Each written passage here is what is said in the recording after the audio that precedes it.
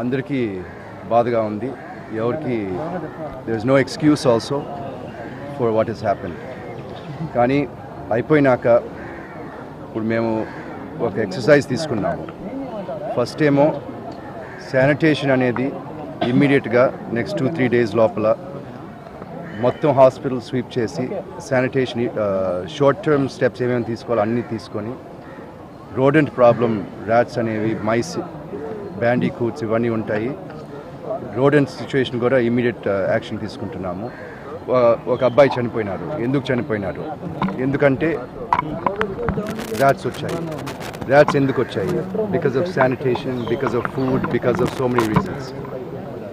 Why sanitation is not good, why food is there, ఇట్లాగా root కాజ్కి వెళ్ళి ఈ రూట్ కాజ్ అన్ని ఐడెంటిఫై చేసి దీనిపైన medium term plan and long term plan కూడా తయారు చేస్తున్నాం. ఒకసారి వచ్చి గల్లా జయదేవ్ గారిని కూడా ఒకసారి మిమ్మల్ని వచ్చి మీ గోడు వినవలసిందిగా నేను ఈ పత్రిక ఈ మీడియా ముఖంగా నేను వారిని కోరుకుంటున్నాను.